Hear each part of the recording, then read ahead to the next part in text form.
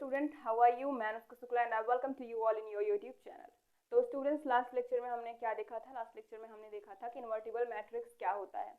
Invertible matrix हमारा होता है कि अगर हम किसी भी मैट्रिक्स में उस मैट्रिक्स का मल्टीप्लाई करें तो हमें आइडेंटिटी मैट्रिक्स मिलना चाहिए। तो अब आज हम क्या करने जा रहे हैं? आज हम थ्योरम करने जा रहे हैं। क्या? थ्योरम। थ्योरम जो कि बेस्ड है हमारा किस पे? मैट्रिक्स पे, inverse of matrix. Theorem based है हमारा इन्वर्टिबल मैट्रिक्स पे। थ्योरम हमारा बेस्ड है। तो थ्योरम कहता क्या है हमारा? थ्योरम कहता है कि if we have a square matrix, if we have a square matrix, a square matrix A and it has invertible matrix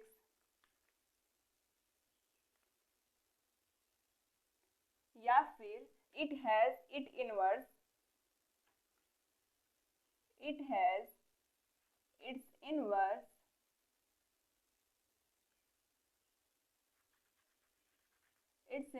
exists, then it will be unique। या फिर इनवर्स विल बी यूनिक। जो हमारा inverse होगा वो क्या होगा? Unique. मतलब क्या हुआ इसका? अगर हमारे पास कोई स्क्वायर मैट्रिक्स ए है, ए या कोई भी आपके पास स्क्वायर मैट्रिक्स गिवन है, तो अगर वो इन्वर्टिबल है यानी उसका जो इनवर्स है वो एग्जिस्ट करता है, it's inverse exist, then inverse will be unique. तो उसका इनवर्स जो होगा वो कैसा होगा? उसका इनवर्स जो होगा वो यूनिक होगा। हम मान के चलते कि हमारे पास कोई इसकी प्रूफिंग करते हैं। हम मान के चलते कि हमारे पास कोई मैट्रिक्स ए है and it has two inverse matrix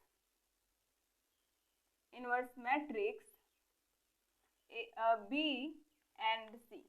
हमें प्रूफ क्या करना है कि अगर हमारा कोई मैट्रिक्स ए है जो कि स्क्वायर मैट्रिक्स है, अगर हम उसका इनवर्स निकालें और उसका इनवर्स एग्जिस्ट करे, मतलब अगर उसका इनवर्स एग्जिस्ट करेगा तो वो सिर्फ एक ही इनवर्स होगा। कितने भी आप इनवर्स निकालेंगे उसकी वैल्यू हमेशा सेम आएगी, मतलब हमारे पास इनवर्स सिर्फ एक ही मिलेगा। तो यहाँ पे हम लेके चलेंगे कि उसका हम क्या लेके चलेंगे? अपोजिट कन्वर्स लेके चलेंगे उसका हम, कि हम मान के चलते कि उसके दो इनवर्स मिल गए हमें बी सी। तो इससे हमें क्या प्रूफ करना है कि ये दोनों इक्वल हैं हो जाएंगे जब, तो हम कहेंगे कि यूनिक उसका इनवर्स मिला।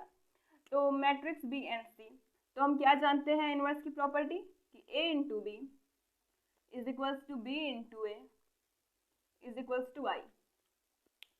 किसी मैट्रिक्स में अगर हम a का मल्टीप्लाई करें, a है हमारा मैट्रिक्स, अगर उसमें b का मल्टीप्लाई करें या फिर b में a का मल्टीप्लाई करें तो हमें आइडेंटिटी मैट्रिक्स मिले। अगर आइडेंटिटी मिल रहा है तो b हमारा क्या होगा? इनवर्स होगा। किसका? a का। तो b भी है और c भी है, तो ये प्रॉपर्टी c पे भी अप्लाई होगी क्योंकि c भी हम क्या लेके चल रहे हैं? उसका इनवर्स लेके चल रहे हैं। तो a into C is equals to c into A is equals to I. ये हो गया हमारा इतना कंप्लीट। अब देखिए, हम जानते हैं कि b को हम क्या लिख सकते हैं? b को हम लिख सकते हैं b इंटू आई। मैं आपको जब पढ़ा रही थी एसोसिएटिव लॉ, आइडेंटिटी पढ़ा रही थी, एग्जिस्टेंस ऑफ आइडेंटिटी, तो उसमें मैंने आपको बताया था अगर मैट्रिक्स में हम किसी ऐसे मैट्रिक्स का मल्टीप्लाई करें जिससे उसकी वैल्यू पे कोई डिफरेंस ना आए, उसकी वैल्यू पे अगर कोई डिफरेंस ना आए तो वो मैट्रिक्स हमारा क्या होगा? वो मैट्रिक्स हमारा आइडेंटिटी मैट्रिक्स होगा। तो अगर हम बी में आइडेंटिटी मैट्रिक्स का मल्टीप्लाई करें तो उसकी वैल्यू में कोई भी डिफरेंस आने वाला नहीं है, तो B is equals to B I हम लिख सकते हैं। तो फ्रॉम सेकेंड, अगर हम इसको सेकंड माने और इसको हम फर्स्ट माने इसको सेकंड माने, तो फ्रॉम सेकंड क्या हो जाएगा? बी आई को हम क्या लिख सकते हैं? बी आई को लिख सकते हैं बी इंटू आई की जगह पे सी है या फिर ए सी लिख देते हैं, आई की जगह पे ए सी। अब हम जानते हैं कि एसोसिएटिव लॉ भी हमारा होल्ड करता है किसमें? मैट्रिक्स मल्टीप्लिकेशन की जब मैं प्रॉपर्टी आपको बता रही थी तो मैंने आपको बताया था कि उसमें associative law, existence of identity, ये सारी की सारी चीजें होल्ड करती हैं। तो यहाँ से हम क्या लिख सकते हैं? बी इंटू ए इंटू सी इस तरीके से हम इसको लिख सकते हैं। यहाँ से हमें क्या दिख रहा है कि b इंटू ए क्या होता है identity, from first we can see this clearly कि b into A is equals to identity होता है। तो यहाँ पे हम क्या लिख सकते हैं, i इंटू सी। तो i इंटू सी किसके इक्वल होगा, अगर हम किसी भी मैट्रिक्स में उसकी आइडेंटिटी से मल्टीप्लाई करें तो हमें वही मैट्रिक्स मिलता है। मैंने आपको मैट्रिक्स मल्टीप्लिकेशन की प्रॉपर्टी में बताया था कि एग्जिस्टेंस ऑफ आइडेंटिटी क्या होता है, अगर किसी मैट्रिक्स का में हम उसकी आइडेंटिटी का मल्टीप्लाई करते हैं तो हमें वही मैट्रिक्स मिलता है। तो यहाँ पे हमारा हो गया सी। तो यहाँ से हमें दिख रहा है कि b इज इक्वल्स टू क्या हो गया, b इज इक्वल्स टू सी आ गया। b जब c के इक्वल हो गया तो हम जो लेके चले थे कि इट हैज़ टू इनवर्स, ये प्रॉपर्टी हमारी क्या हो गई, ये प्रॉपर्टी हमारी गलत हो गई। कैसे गलत हो गई, क्योंकि b और c दोनों एक दूसरे के इक्वल आ गए। जब एक दूसरे के इक्वल आ गए तो ये वाली प्रॉपर्टी हमारी गलत हो गई और ये वाली सही हो गई कि उसका जो इन्वर्स होगा वो यूनिक होगा। मतलब अगर किसी भी मैट्रिक्स में इन्वर्स एग्जिस्ट करता है तो इन्वर्स जो होगा हमारा वो यूनिक होगा। तो आप इसको नोट डाउन करिए। अब नेक्स्ट थ्योरम है हमारे पास। नेक्स्ट थ्योरम क्या है कि अगर हमारे पास कोई दो मैट्रिक्स हैं ए और बी, क्या कैसे हैं वो, इन्वर्टिबल। अगर हमारे पास दो मैट्रिक्स हैं इन्वर्टिबल और कैसे हैं, सेम ऑर्डर के, ऑर्डर उनका सेम है, तो हमें ये प्रूफ करना है कि ए बी का inverse is equals to B का इन्वर्स इंटू ए का इन्वर्स। क्या होगा, ए बी का inverse is equals to B का इन्वर्स इंटू ए का इन्वर्स। तो हम मान के चलते हैं कि हमारे पास कोई ए बी एक मैट्रिक्स है, तो सीधा इसका प्रूफिंग करते हैं। प्रूफिंग, अगर हम ए इंटू बी इंटू ए इंटू बी का इन्वर्स करें तो हमें क्या मिलेगा, आइडेंटिटी। अगर हमारे पास कोई मैट्रिक्स है ए इंटू बी और अगर हम उसमें ए इंटू बी के इन्वर्स का मल्टीप्लाई करेंगे तो हमें आइडेंटिटी मिलेगा। कैसे, अगर हम इसको कोई मैट्रिक्स सी माने, सी में अगर हम सी इन्वर्स का मल्टीप्लाई करें तो हमें क्या मिलेगा, आई ही तो मिलेगा, by property of invertible matrix. अब यहाँ से हम क्या करते हैं, अब यहाँ से हम मल्टीप्लाई करेंगे पहले इसमें ए इन्वर्स से। Now multiply A inverse in both side of equation, both side of equation, equation के दोनों साइड में हम ए इनवर्स से मल्टीप्लाई करेंगे तो क्या हो जाएगा हमारा, A inverse A B into A B का inverse is equals to A inverse into I. अब हम जानते हैं कि किसी भी मैट्रिक्स का आइडेंटिटी के साथ मल्टीप्लाई करने पे हमें क्या मिलता है, वही मैट्रिक्स मिलता है। अगर हम सी इंटू आई करें तो हमें सी मिलेगा, ए इंटू आई करें हमें ए मिलेगा, ए इनवर्स करें तो हमें ए इनवर्स मिलेगा। किसी भी मैट्रिक्स में अगर हम आइडेंटिटी से मल्टीप्लाई करते हैं तो हमें वही मैट्रिक्स फाइंड आउट होता है। तो अब क्या करेंगे हम इसको by property of associative law की प्रॉपर्टी से हम इसको इसके साथ करेंगे, ए इनवर्स इंटू ए, फिर इंटू में बी, फिर इंटू में हो जाएगा ए बी का inverse is equals to A inverse. A inverse कैसे, क्योंकि A inverse I is equals to A inverse होगा। अब यहाँ से हम क्या देख सकते हैं, यहाँ से हम जानते हैं कि ए इनवर्स ए क्या होता है हमारा, आई होता है। तो यहाँ पे हम I into B into A B inverse is equals to A inverse. I B क्या हो जाएगा हमारा, किसी भी मैट्रिक्स में अगर हम आइडेंटिटी से मल्टीप्लाई करेंगे तो हमारा वही मैट्रिक्स मिलेगा। तो B A B inverse is equals to A inverse. अब हमें क्या चाहिए, यहाँ पे सिर्फ ए बी इनवर्स चाहिए, बी नहीं चाहिए। तो बी को हम रिमूव कैसे कर सकते हैं, बी को हम रिमूव कर सकते हैं जब हम उसमें बी इनवर्स से मल्टीप्लाई करेंगे। कैसे, अगर हमारे पास सी है और हमें सी को रिमूव करना है तो अगर हम उसमें सी इनवर्स से मल्टीप्लाई करते हैं तो हमारा आइडेंटिटी हो जाएगा, और आइडेंटिटी से अगर हम किसी भी मैट्रिक्स मल्टीप्लाई करेंगे तो वही मैट्रिक्स हमें मिलेगा। तो यहाँ पे हमें अगर बी रिमूव करना है तो हम क्या कर सकते हैं, बी इनवर्स से मल्टीप्लाई कर सकते हैं, क्योंकि जो यहाँ पे गिवन है वहाँ पे हमें ए बी इनवर्स ही चाहिए। तो चलिए करते हैं, B inverse into B A B inverse is equals to B inverse into A inverse. तो बी इनवर्स इंटू बी क्या हो जाएगा, I into A B inverse is equals to B inverse into A inverse. ये हो गया इतना। तो आई में अगर हम किसी भी मैट्रिक्स में मल्टीप्लाई करें, अगर आई से हम किसी भी मैट्रिक्स में मल्टीप्लाई करेंगे तो क्या होगा, वही मैट्रिक्स मिलेगा, is equals to B inverse into A inverse. क्या आ गया हमारा, इस वाले में मैंने क्या किया, multiplying by B inverse on both side of equation, on both side of equation। हमने इस वाले में B इनवर्स से किया और इस वाले में A इनवर्स से मल्टीप्लाई किया।